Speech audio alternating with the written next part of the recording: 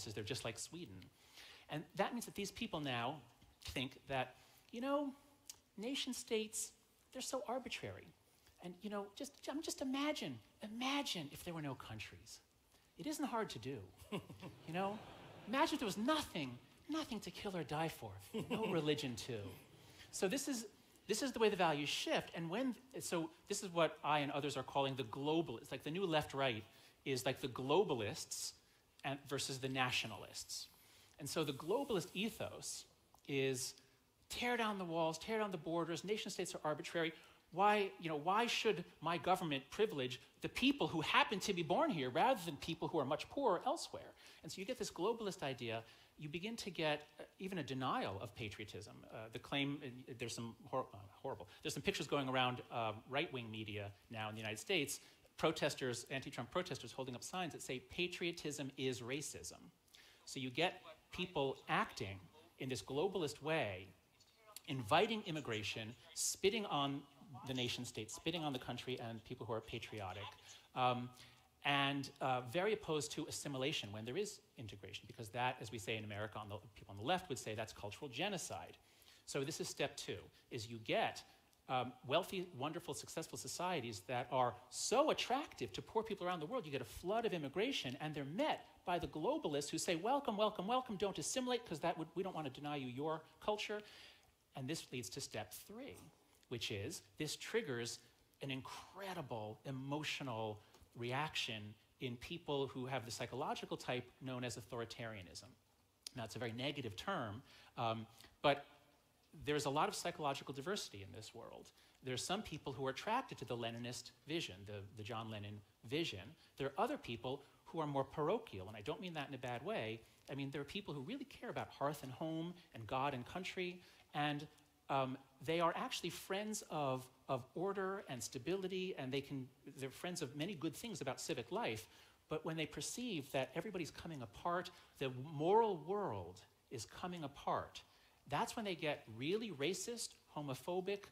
They want to clamp down. They want to restore moral order. And if anybody here saw Donald Trump's acceptance speech at the Republican National Committee, that's exactly what he said. He modeled himself after Richard Nixon's 1968 speech, a time when cities are burning, there are riots, and Nixon came in, law and order will be restored. And that's basically what Trump's whole speech was.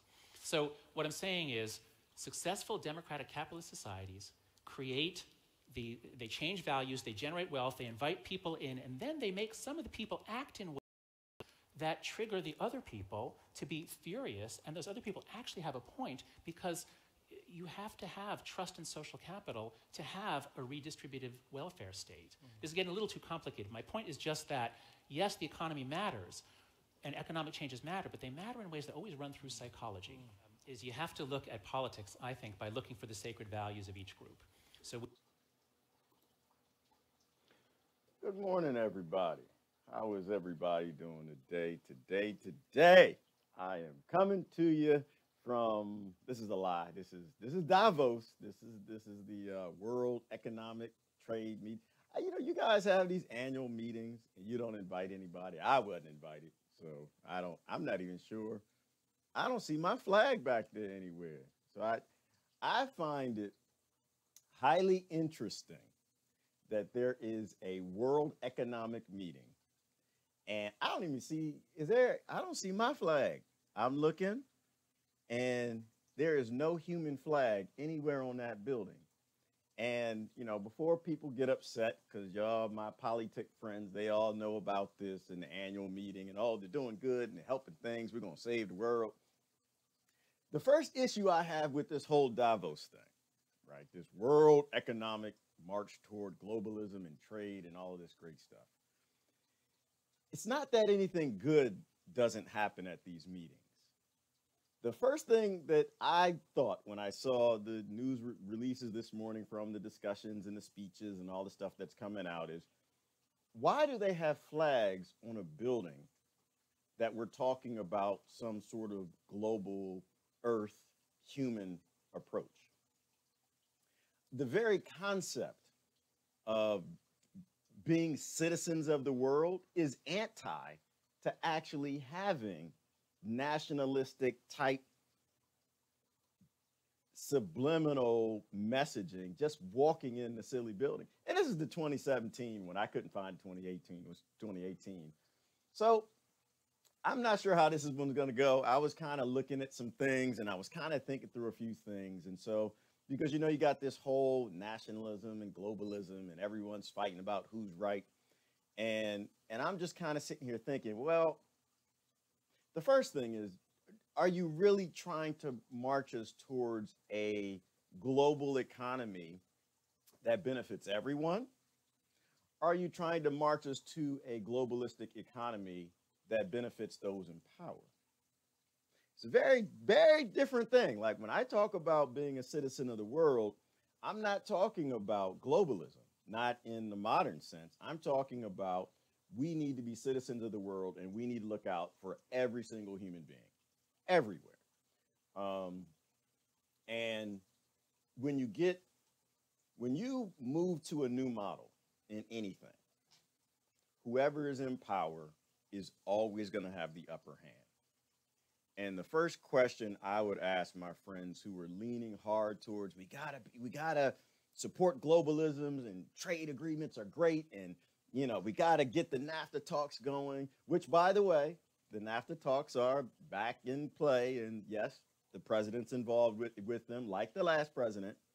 My take on global trade agreements, like everything, is, well, okay, so globally, I get it. You want to take something that works on a local or national level and take it to the big time, take it to the global level. But who's really in control of the world, right? Who's really in control of this? Who actually runs these corporations? What are their morals, right? Like those are the real first questions I ask. If you want me to get behind something and say that this is a good thing and this is going to end well, and we should really march towards globalism, what does the world look like right now?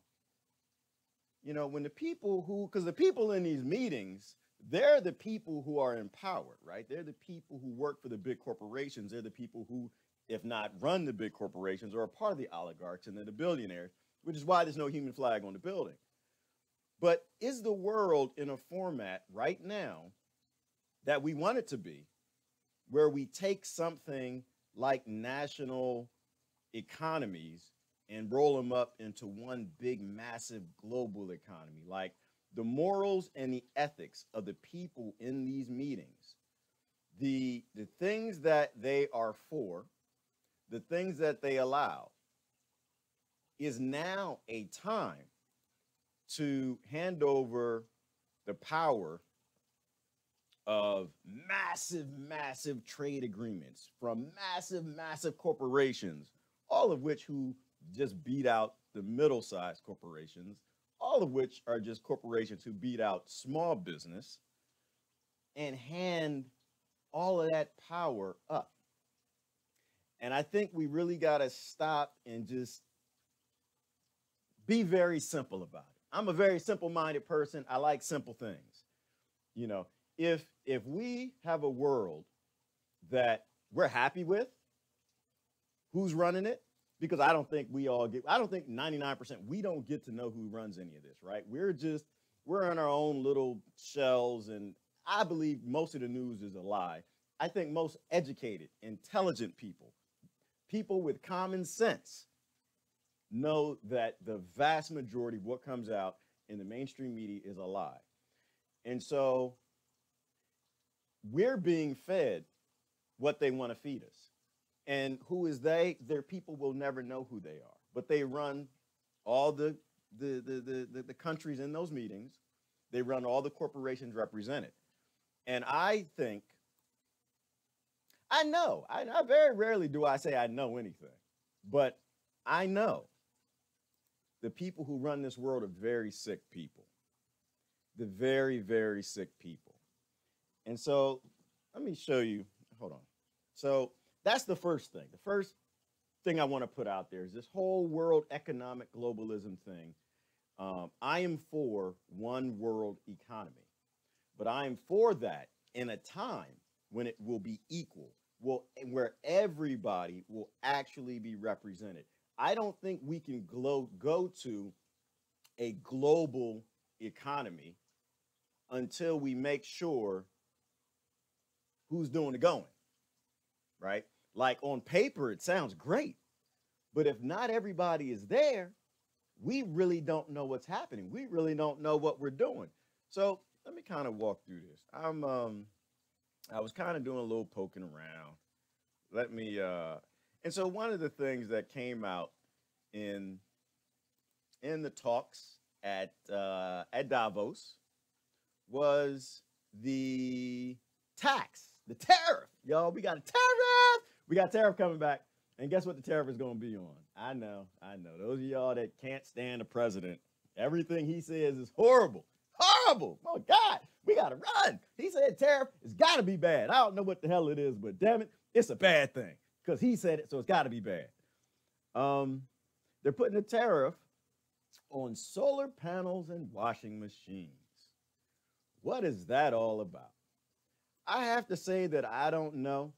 In general, my belief when it comes to tariffs are good things. But like any tool, you can abuse it, which is what they've done throughout American history. If you're not in America, just kind of bear with us for a second, because this is, if America has lost control of its government, and that's the government, that's the invading the world, you have to kind of see and understand how we lost control of our government. So one, it doesn't happen in your country, but two, when you talk to your American friends, you can explain why they have no say in their government ever. So, and this is the thing of where I tell people, you have to look at policies.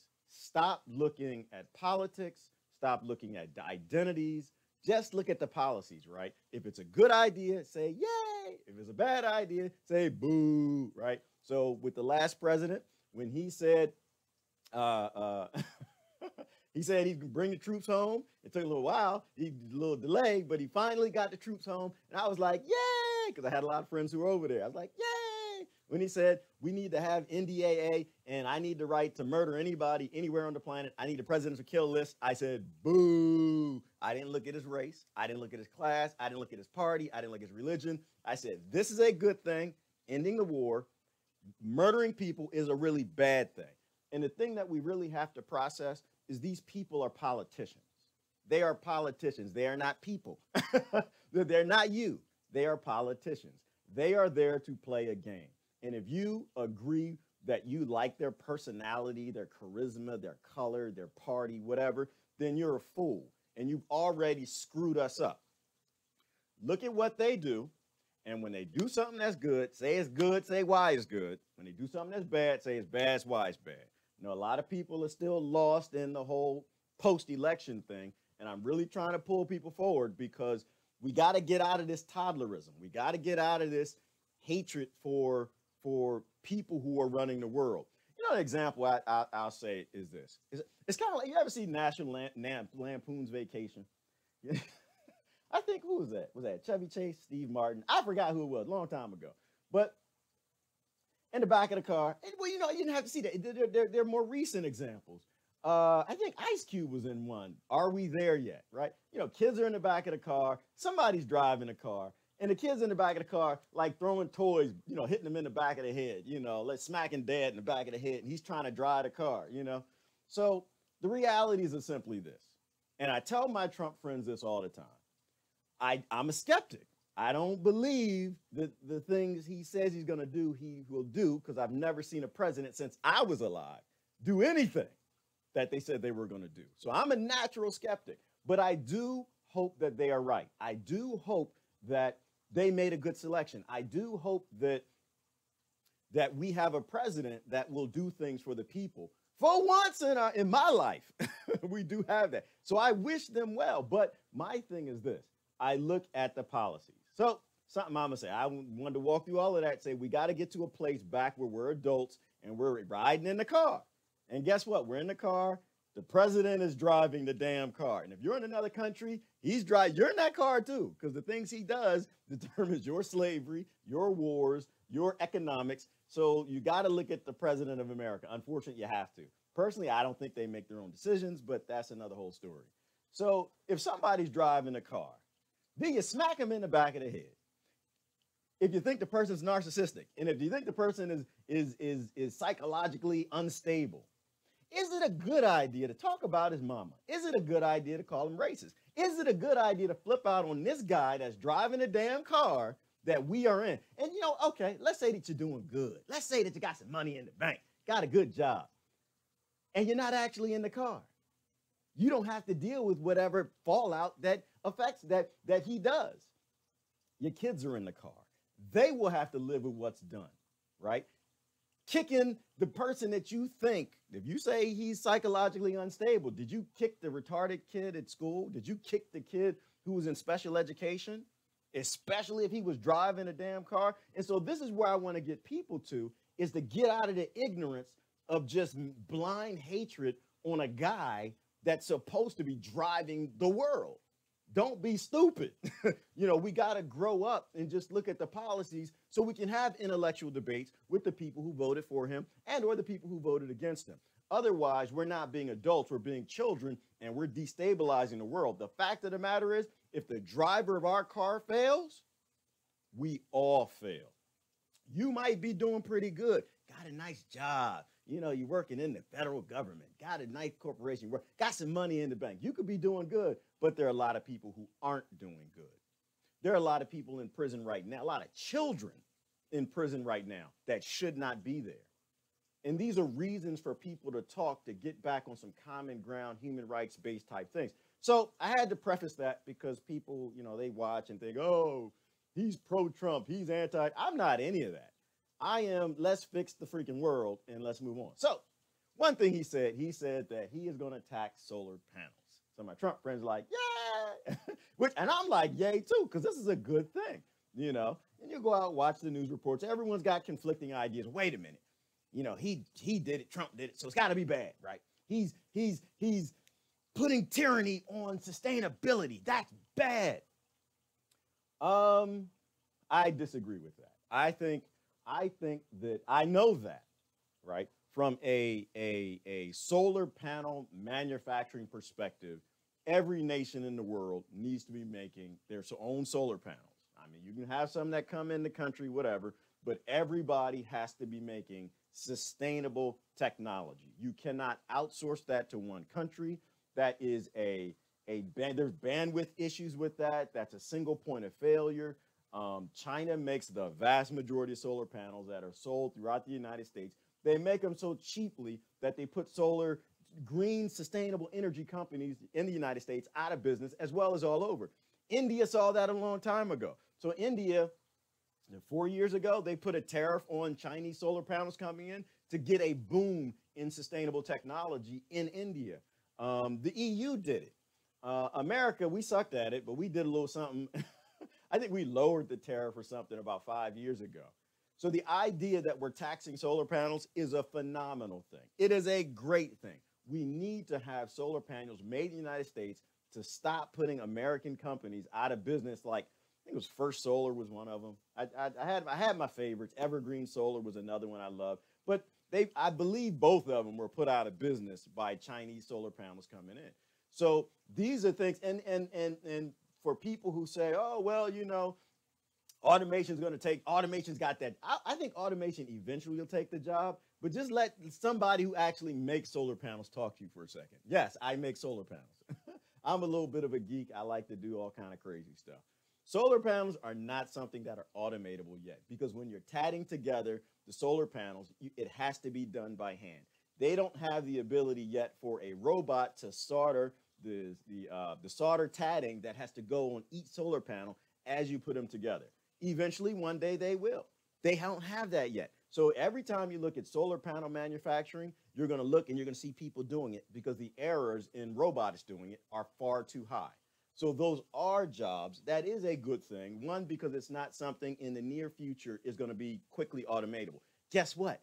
Putting a tariff on solar panels is a great thing too, because maybe it gives something for the coal miners to do, right? We're against, that unsustainable technology, but those people need jobs. Their kids got to eat too. So why not? So I think it's a great thing. The other thing was weird. So here's the weird thing. Here's the thing I don't understand. Maybe y'all can explain this one to me. Tariffs are great things when, in balance. But he only put the tariffs on solar panels and washing machines. And that's when my skepticism comes in.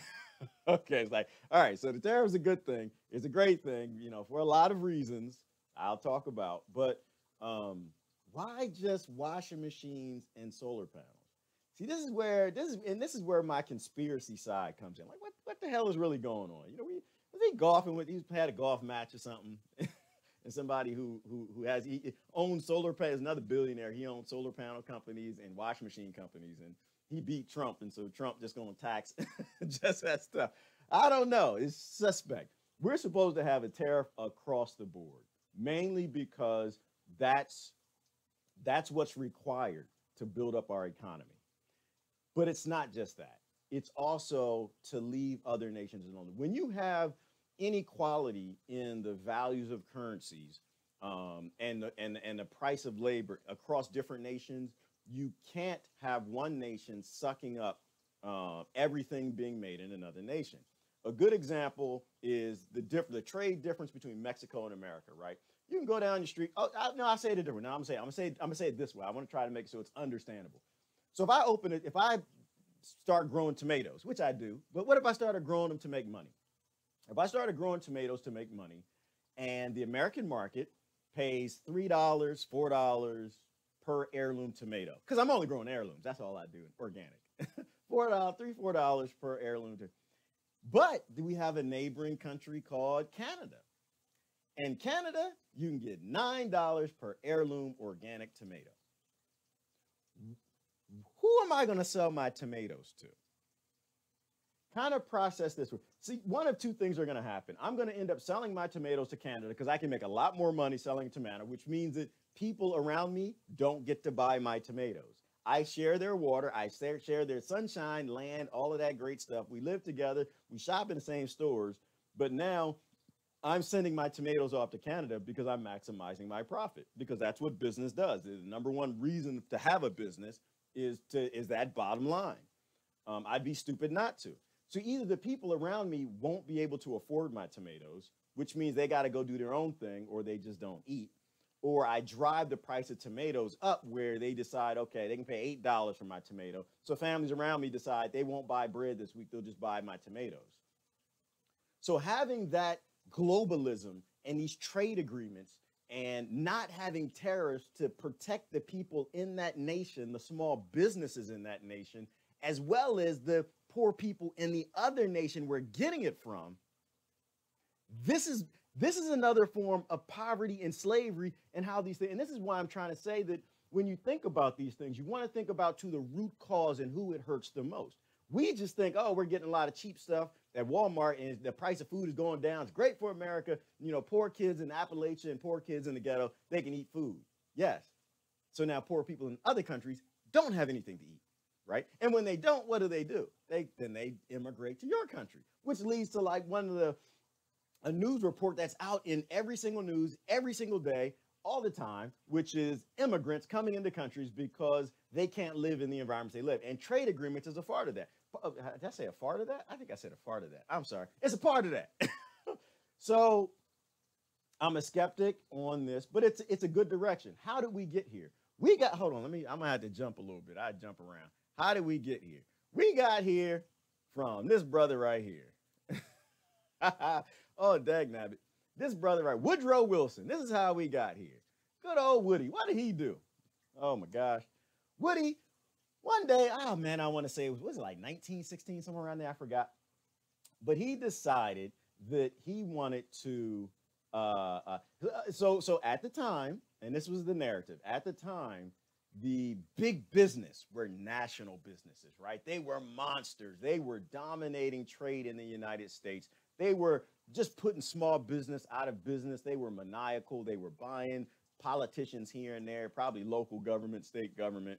And so Woody wanted to make sure that these powerful, massive corporations didn't have the ability to just grow in power. And so he reduced the tariff on goods coming in. So goods coming in could compete with the big, nasty, big, little monopoly companies in America. And when he did that, that brought in the dawn of two things, two of our greatest evils. One, the income tax, right? And I think we all agree that that should not exist. I hope we all agree. We all agree that something is really wrong with this conversation. And two, it took big national business. It hurt them a little bit, and it made big, massive global monopolies. Because now you don't just maximize what you're selling in your country, but you can completely maximize. You can quadruple that because now you're selling that to multiple nations. And so, and there's a conspiracy there because people feel that he was in league with the bank cartels and stuff. And I know towards the end of his presidency, he was sick, and they say he wasn't even cognizant, but somebody was signing the bills. I won't get into all of that.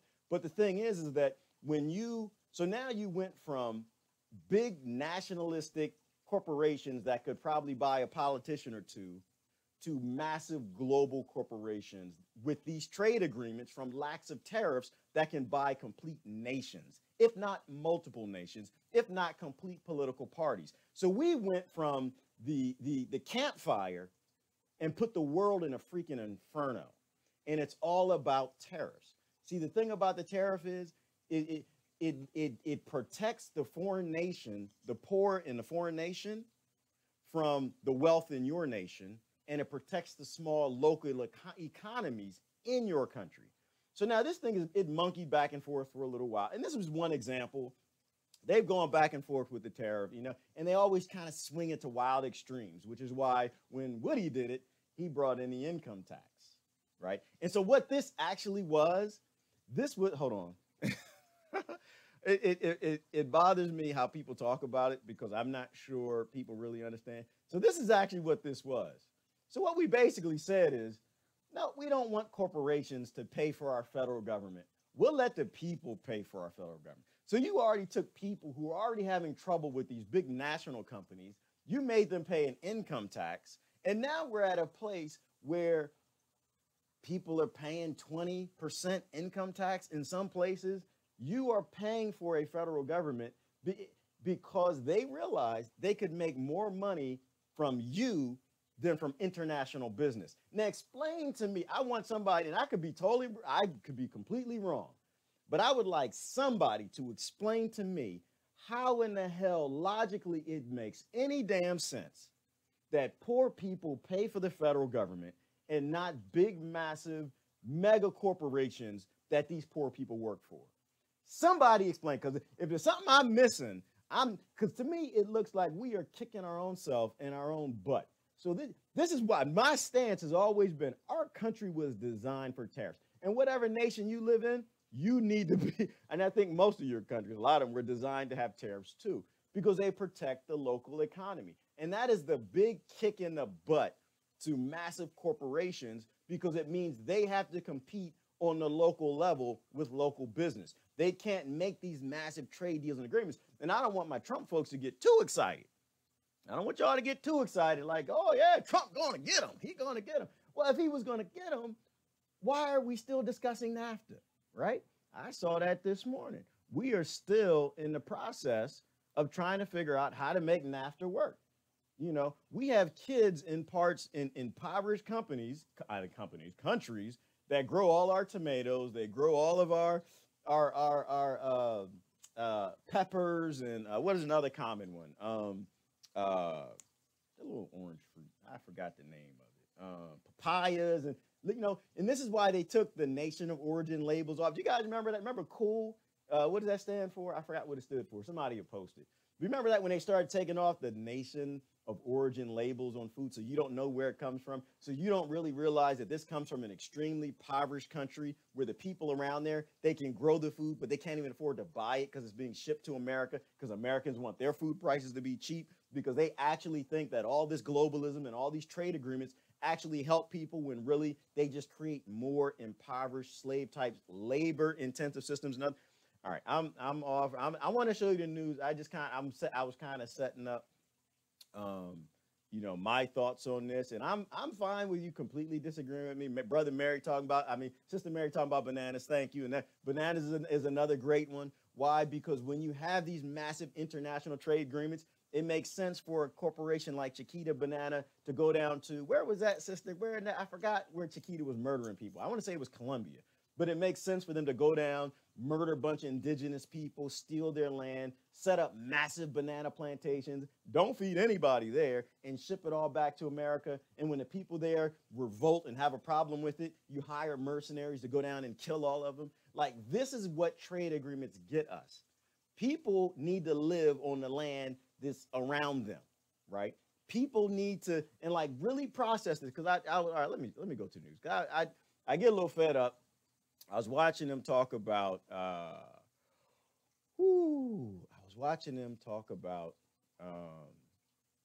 this whole world economic thing like it was a good thing. Like we should be marching now towards a global economy, and the global economy we have now is based on cotton fields, literal slave plantations all over the planet. And it's okay to the Western world because they don't have to see it. And as long as they don't have to see it, then they're complicit with it. Oh, something else crazy in the news. Right. So we're still talking about NAFTA. I want to make sure that everybody got a chance to say something. So we're still talking about NAFTA. NAFTA is not going away, which is why I'm a skeptic when it comes to all of this. I think that they tell us what we want to hear, and you feel, oh, we're going to put America first. I don't think this is America first, yo. I think this is oligarch first. But I think that because it's always been that. It's not that I'm crazy and I don't like Trump or anything like that, or I don't like Republicans. It's just that even when the Democrats try it, it's still oligarch. Everything is oligarch. During the 2016 election, Donald Trump often said NAFTA cost the U.S. jobs and lost trade. As president, he's given mixed signals, sometimes supporting a new agreement, then tweeting that NAFTA was a bad deal. Privately frustrated, Canadian and Mexican officials are putting on a brave public face. There have been 5 previous rounds in which progress has been made. And for Mexico, it's very important to continue to make progress, both with the United States and with Canada. For an example of NAFTA's impact, look to the auto industry. Since the deal was signed 25 years ago, car makers have moved much production to Mexico, where wages are lower. That makes the industry more globally competitive, say NAFTA supporters. But critics reply the costs have been too high. Right, so think about that. So do you think the people who live around these plants can actually afford these cars? And then think about the people in the country that the factory came from, which was America. Do you think that those people, now that don't have jobs, can possibly afford these cars? All of this is a march to give the 1% of the 1%, well, to take the 1% and turn them into a 1% of a 1%, so they can take 100 millionaires and turn them into billionaires. And now the next step is to take the billionaires and turn them into trillionaires. And so everybody on the bottom gets poorer and poorer and poorer and poorer. So you got to look at the ethics of people, but not only that, the ethics of the people in control of the world, but also look at how does it look right now? Does it look good right now? So let's, I don't know. Everybody, as it relates to the working class, is lost under NAFTA. Canadian workers lost their jobs. American workers lost their jobs. Mexican workers got the jobs, but they were never compensated. This is sustainably fished Cod skin. At this gourmet pet food company north of Toronto, NAFTA has been good for business. U.S. customers are the largest market. If these NAFTA talks don't succeed, the firm's founder says he'll look elsewhere to make up for lost business, a situation familiar to thousands of companies in Canada and Mexico. Right. He'll look elsewhere to make up the losses. Elsewhere is called local. It's called selling to the people around you. Now, it's maybe possible that a gourmet pet food company needs to have a low-end product so the people around them can afford the average price for dog food, which, it's fine. But the thing is that you can't look at the whole thing behind all of this is greed, right? That's the whole basis of these free trade agreements. They get people who really are well-meaning people too. Like if you're a globalist and you're like, well, we got to do things to help people in Africa, and we got to do things to help people in the Middle East, and we got to do things to help people in South America. I'm going to ask you, do any of those companies right now do that? Do any of those trade agreements help any of those poor people? And the answer is almost always no. Because the trade agreements aren't for the poor people. They're not for you. They are for mid-sized businesses that want international markets to become massive businesses, and massive business that already have international markets to become mega massive businesses, right? So none of this is for us. None of it never was, never will be, and I'm not anti-global. I am a globalist, not in the modern sense. I am a globalist in terms of when do we flip that switch and go to a global economy?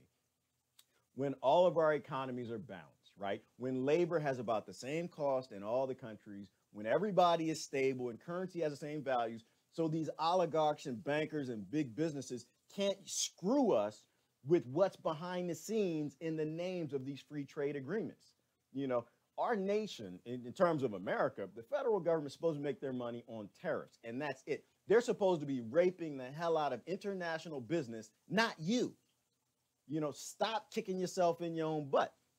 And so that kind of got me going this morning, looking at the this whole World Trade Forum that's happening and people cheering it like this is for us. And I'm trying to explain to the 99% people, this is not for us. I got to hide the commercials because I hate commercials. Don't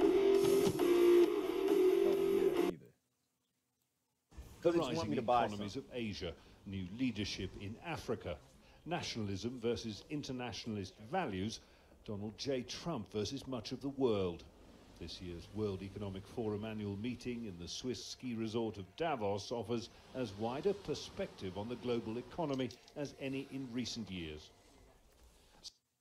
Your first clue should have been it's at a Swiss ski resort, one of the most beautiful, predominant, wealthy areas in the world, a place most of y'all can't even afford. So poor people, do you actually think the wealthiest people all over the world are going to one of the most prestigious resorts around the world to talk about the things that help you? No, they're not. They're going to talk about the things that they get paid to do. They're going to go talk because corporations own all of the world's leaders, which is, like I said, countries don't exist. The nationalist flags, they're just there for you to make you think that they're talking about your interests, that they're going to put your country first. They're not going to put your country first because that's not what your leaders are hired to do. Your leaders are hired to do what bankers tell them to do and oligarchs want. Keep going. Some things don't change. The falling snow, the delegates shuffling through it, CEOs, NGOs, influencers and disruptors, including 70 heads of state and government.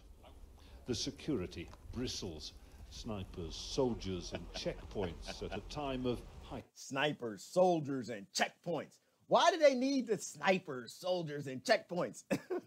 Is it possible because enough people around the world know that this is all some bull shizzle? And if they get a chance, they're not going to do what grandma used to do, because what grandma would do with the politicians is take that rotten tomato, take some eggs or something. She'd get her purse and she'd give you a whack. People go, they got guns because they need guns. There are enough awake people in the world that realize that this is all some bullshizzle. Heightened threat. Special attention this year is reserved for Donald Trump, whose closing address on Friday is the meeting's most anticipated moment. Protests have already taken place nearby. Trump is the first US president to visit Davos in 18 years, and one who stands apparently opposed to the Davos ethos of globalism with his America First policy of economic nationalism. I think we should be surprised. Now I'm confused. This is what it confuses me. This is what confuses me. Because apparently there aren't lost people just in America. Why in the heck, number one, are you out there saying kill Donald Trump? Like, that's just dumb. Number one, stupid, ignorant. That's just as dumb as the people in America who said kill Obama. Dumb as the people who say kill Trump now, or the people who hate someone just for a personality. The other thing is, if he's trying, it's a big if, I don't like it, I'm a skeptic, if he is actually trying to make America first and put America back in its own little local box, you know what that's going to do to world wars? You realize that all these world wars are funded on the misappropriation or the corruption and all the trade agreements all around this world that make slavery possible in places like South America, Africa, the Middle East. Do you realize that if America goes back in this little box, it can't afford to murder people all over this planet? There are more than 5 million people who were murdered in the last decade alone. Why in the hell? And I'm not saying that that's what he's going to do, but if it's a policy that he wants to bring back tariffs, make it harder for massive corporations, not the ones he's just golfing against, but all of them to become wealthier, to buy more politicians, to buy more governments, to buy more wars, why wouldn't that be a good thing? Like, whether you agree that he's actually trying to do that or not, doesn't matter. If he's trying to put nations back in their own little boxes to bring, not to, but it will bring an end to slavery around the world and wars, can somebody, because I could be stupid, I could be dumb, blind, crippled, crazy, stupid. Can somebody tell me why that is a bad thing? I see little protests like that. I'm like, you know, reading is fundamental. Like, you do understand that the reason our world is falling apart now, the reason why it is being destabilized, is because corporations are running the whole damn thing, and there's probably oligarchs behind them. Talk about the policies. And so I don't understand how people can be so lost. So hopefully somebody can explain this to me, because I'm not understanding. I want to see, let me show you the rest of this. And Davos is always a place where we look for surprises, and I hope it will be a positive surprise. So you're expecting him to be rather more conciliatory rather than his feisty self? I think the fact that he is coming to Davos is already a message in itself. Trump's inauguration that's so dominated as the snow. Hold on, I want to go back. Another piece of bullshit I saw. Hold on, where is it at? Conciliatory. Right there. See that sign? That sign is bullshizzle, okay? This is not a World Economic Forum. Can you read the sign? Hold on, let me move a little bit. This is not a World Economic Forum. Why? Because the world is not represented. You can't see the whole little sign. There it goes right there. This is not a World Economic Forum because the world is not represented. How can it be a World Economic Forum if the world isn't represented?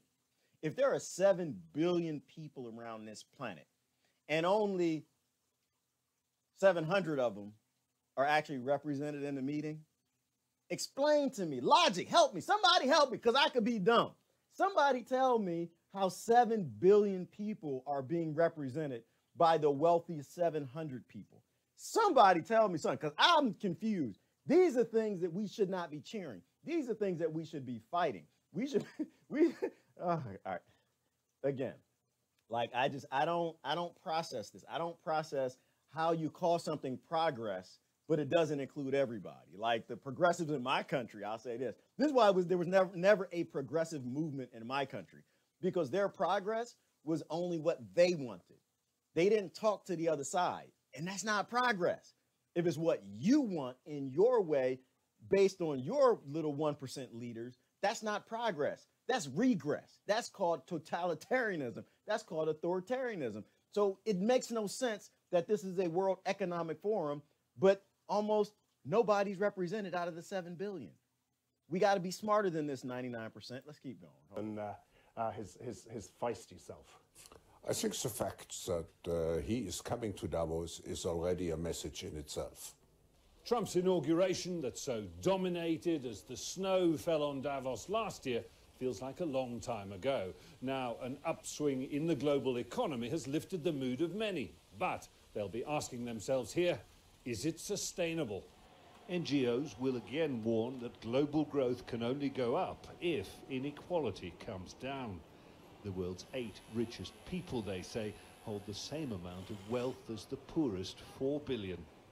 And that was the only important thing in this whole news release. As the poorest 8 richest people, they say, hold the same amount of wealth as the poorest 4 billion. That's the only thing that was important in any of that. NGOs will again warn that global growth can only go up if inequality comes down.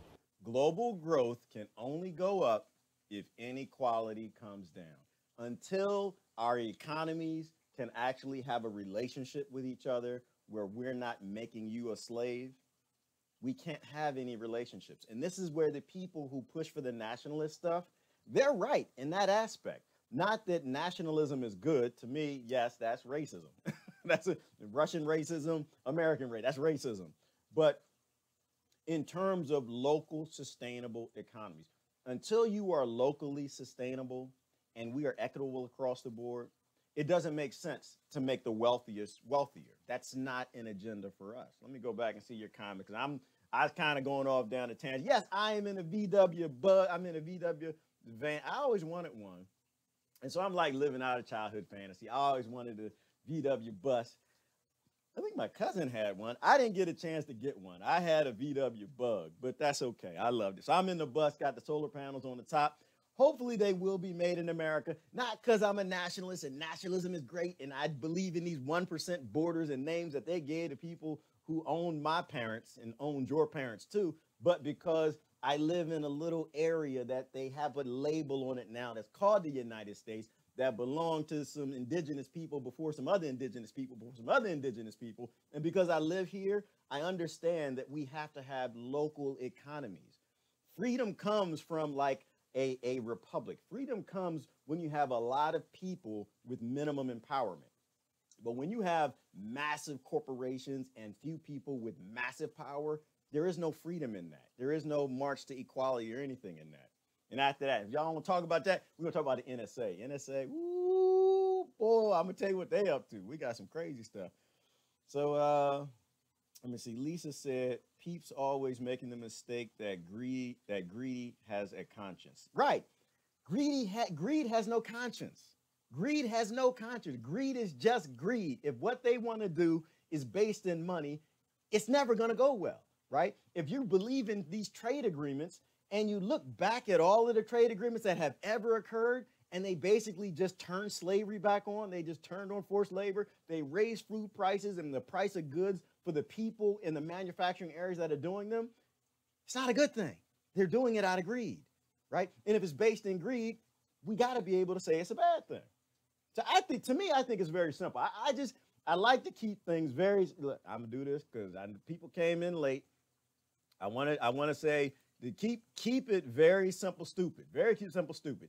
If the people who run the world are ethical and moral, then yes, I agree we should have some trade agreements because they might be good people. But if the people in the world think that this is okay to do to Yemen and all these other countries around the world, my God, I saw a report this morning, 400,000 children are starving in the Congo. We might have to talk about that. If these are good people and they want to talk about trade agreements and they got kids starving and these world leaders don't give a damn about that, they got big money to make for big corporations and big trade deals. These are the monsters that shouldn't be anywhere near trade with another country. That's what I'm saying. So, all right, keep it simple. I like to keep it simple. If you're an evil person, then I think you're going to probably do some evil stuff. I don't think you need more power. I don't think you need more money for the corporations you work for. I think you need less power. And I think you need less money. And I don't think the people who have a head on their shoulders should be cheering for any of the people who run this world because they're triple crazy psychopath and stupid. All right. But I still love them. I love them though. I love them. I love them. They just need to be in a little rubber room or something with some when they tie your hands around the back.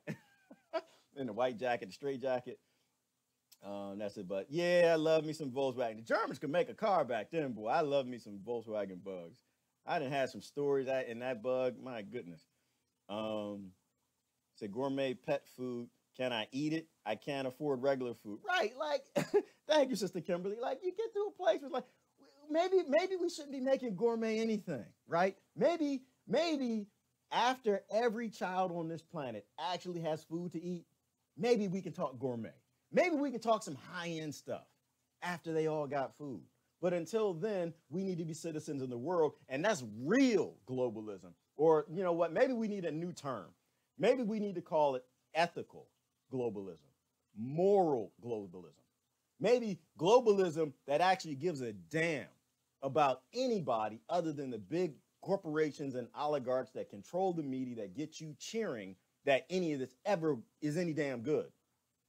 All right, bring down a little bit. They'll have go lower. Hold on, Mary. I'm not understanding what you're saying. They'll have to go lower prices. Well, so I'm not sure, Mary, what you're saying there, but I think you're saying what I think you're saying. Prices coming down are a good thing, right? So Walmart, things in Walmart are very cheap, and we appreciate that because our economy's falling apart. However, as cheap as the things at Walmart are, they're being made on slave labor, and they're not cheap in their country. They're very expensive in their country, which is why they don't sell that stuff in their country. They send it here. And so, but the lie is right that the lower prices are a good thing, but it's not a good thing. It's like it's like cotton. You know, we got slaves in America in the cotton fields, you know, farming cotton. And in Europe, this is a good thing. Wow, this is a nice fabric. Wow, this is real cheap. Where did this come from? America? Oh, the price is coming down, girl. These trade agreements are good. We need to continue this. Meanwhile, they're whipping, raping, and got chattel slavery in America. But people in Europe didn't connect the dots. Maybe some of them didn't know, possibly. And it's the same thing with America. You know, people are cheering for this Walmart stuff. Target, all these places you should not be shopping at. Not if you sitting there, not if you want to knock down some statues of Robert E. Lee, you shouldn't be. You know, you need to knock down a statue of yourself first. That's number one. Get off your own slavery. Trent said trade policies are used to install U.S. dollar as currency of the country. Yes, it's all about debt. Thank you. Trent understands, you know, economic hitmen and how all that works with how they just basically roll out these debt-based solutions to poor, impoverished countries. They bring them into these, you know, world trade agreements, and the sellout governments that they put in top on countries like the Congo and Colombia and everywhere else, who are just total sellouts. They sell the people out. And they don't give a damn about the starving people around there. And they go to the World Trade Agreements in Davos, and they all ski and get in the hot tub. and we got people actually protesting like these people are fun. Once again, let me say this. The billionaires are not here to save us. They're not. And they're not going to be. And I'll challenge you with this. What billionaire in history has ever come to save us? What king or lord, other than King Arthur and Robin Hood, and I don't think they would really, well, Robin Hood might have been a lord, and they killed him. Which one has ever come to save us? They never come to save us. We need to save ourselves, you know, and that starts with 99% of people around the world starting to question everything and looking down at the base of it. Globalism sounds like a great thing, but look at its implementation. Look at the nations where it is being implemented and ask those people. This is why it's important to know people around the world, not just your own little news. Ask those people, is this a good thing? Right? We were talking about Haiti. Oh, that was a great thing. I had friends. Oh, man, Haiti, you know, listen, the American government taking care of Haiti. We did good things in Haiti. I don't want to say the name because then your identity policy. But the last president, oh, they did great things in Haiti. And the foundation, the other foundation was helping in Haiti until you talk to someone from Haiti.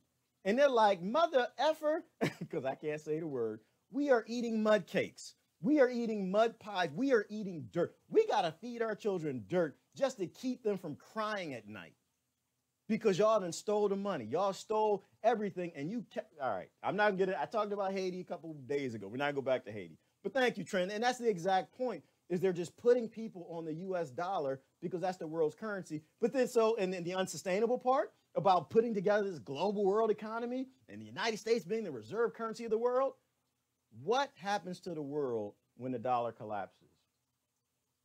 Think about that. This is why you can't have a single point of failure. So I'm going to bring it down. I'm sorry. I get excited. I'm not supposed to get excited. Sometimes I get a little excited.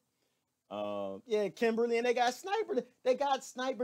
You know what, Kimberly? When you find a politician that's worth a damn, someone who actually is working for the citizens, someone who actually lends an ear to the left, they lend an ear to the right, they go to the poor communities, they talk to people, and they mean well, those are politicians who are loved by the people. Those people don't get shot. Those people don't need snipers. Those people don't have rotten eggs and tomatoes, and they're not protested because they're actually listening to their people. All of their people. Not parts of their people, but all of their people. I don't think, and that was something I said a long time ago, it's not just that politicians should have body cameras, but they shouldn't have bodyguards either. They should have body cameras, so because there should be no secrecy. Everybody, no matter what country you're in, you should know every damn thing your government does, everything they're working on, who they talk to, and where their money comes from. But not only that, none of them should have bodyguards. None of them. You know what'll happen? Immediately overnight, if you take away the Secret Service and all of that stuff, and the snipers out there at Davos, magically, your governments will go back to giving a damn what you think. If you live in the Congo and you got your little sellout American government in place, you live in Colombia, got your sellout, you live in Saudi Arabia, got your sellout, I say America, that's wrong. West government in place, dollar-based, debt-based oligarch government in place, the sellouts, and they don't have men with guns to shoot back at the people when the people come for some tomatoes. Magically overnight, they're gonna go talk to the people. Oh, you know what? I was a sellout. I'm so sorry. I done sold everybody. What y'all need? Come here, little baby. Start kissing little babies. Put them like, nah, Clinton did that. What's the comedian? I forgot the comedian did it when Clinton, he went to, he'd go to the ghettos and play a saxophone. He'd play a saxophone and then he'd go find little black kids. I think it was Dave Chappelle. He took the little black kid. Like, come here, little nigga, baby. All right. I'm sorry. I went too far on that one. So, but your government will care what the people want if they got to live with the people. It's the same solution for police officers. Guess what happens when we go back to how police officers used to live? When they lived in the communities they policed. They like the people. Oh, my goodness. They know the people. Oh, my goodness. You know Tyrone's mother and cousin, this, that, and you know everybody. And so, I'm going to give him a break because I know he came from this family and his father just died or something, and I'm going to look out for him. Police officers go back to being public servants. You see what I'm saying? Like there's a whole message here about being who you police. And what is a politician? They're just basically, they're public servants who police us, right? So... All right, I just saw a comment. Y'all we got the lunchbox crew. Now I ain't no damn Arsenio. Well, it's the camera. The camera's jacked up. It makes my hand look a little too big. What is Arsenio used to always do this? We number one. I forgot what Arsenio used to do. I forgot. That was a funny bro. What happened to him? What y'all do with him? Y'all stuff him somewhere. He was a funny guy.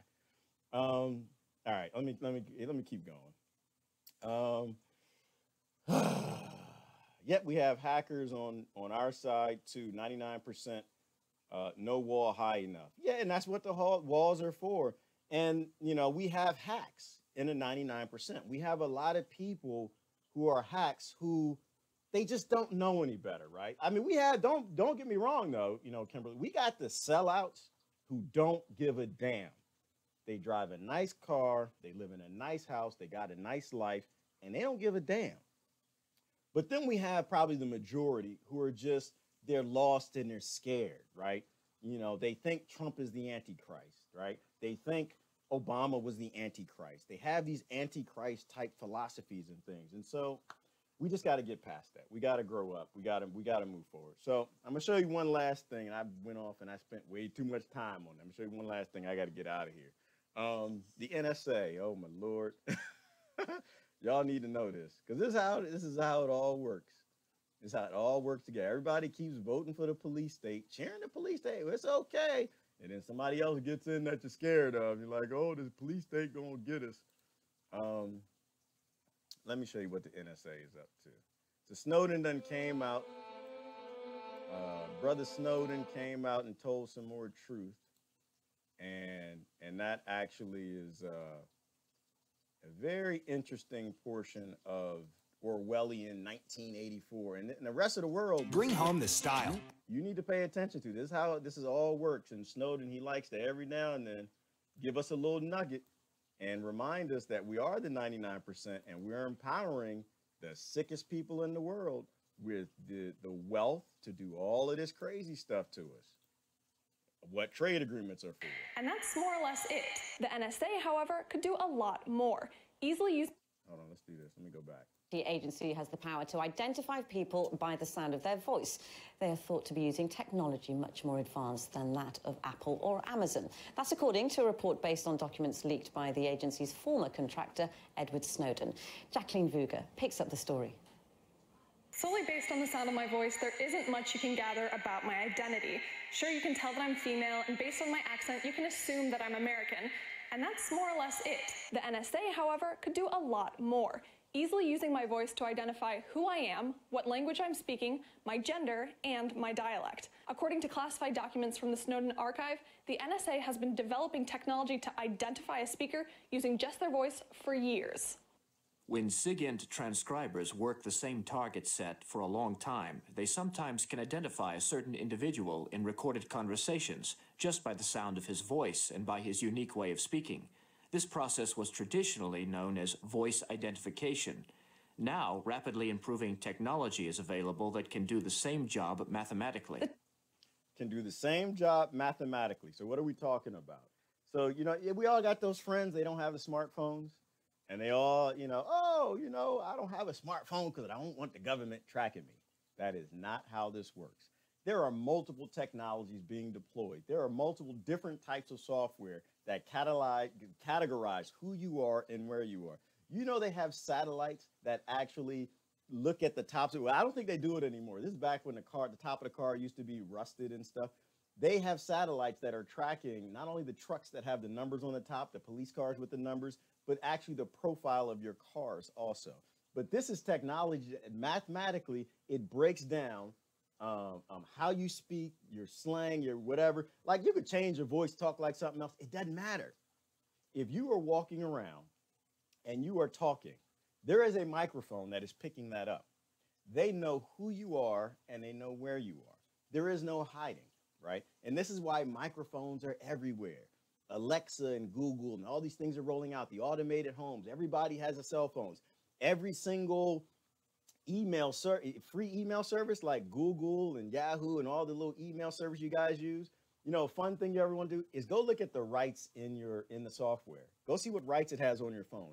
And it always says the ability to turn your microphone on and your video camera. They're using all of this to track where you are, even if you don't carry a cell phone. That we used to watch 24, Jack Bauer, the bad guy.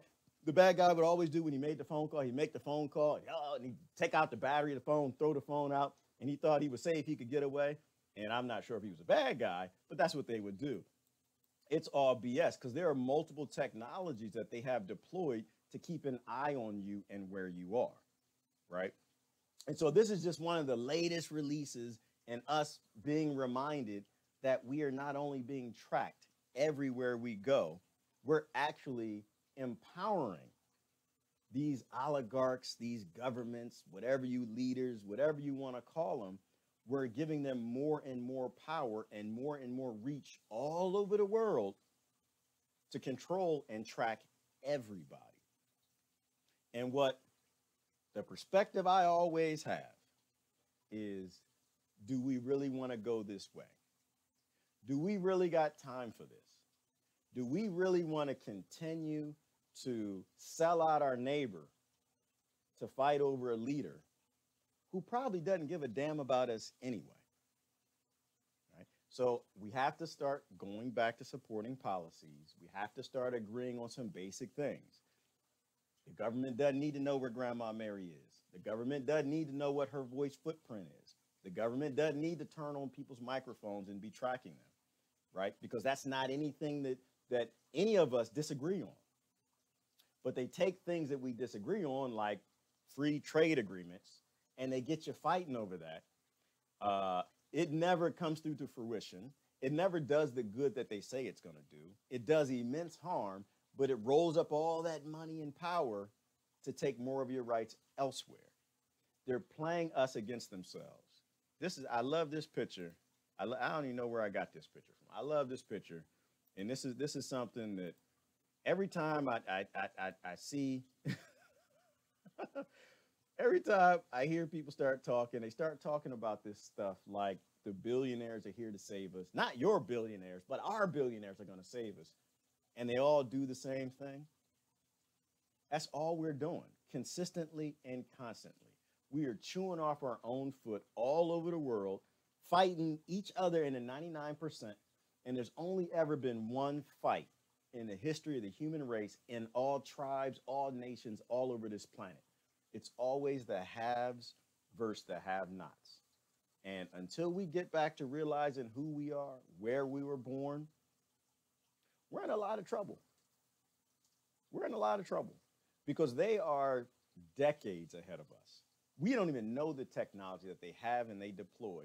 And meanwhile, we're busy cheering for World Economic Forums in freaking Switzerland, in Davos. And we got children dying all over this planet because they don't even have rice and anything to eat. So, but anyway, a little serious this morning. Got a little serious. Great topic. Go back, start at the beginning if you want. Appreciate you sharing. Yes, I think tariffs are a phenomenal thing. I think what Trump did is good. I'm gonna say it out loud. I'm saying it one time. I think what Trump did was good. No, I'm not a Nazi. Nope, I'm not even racist. But what he did was good. My problem is we can't have tariffs just on solar panels and just on washing machines.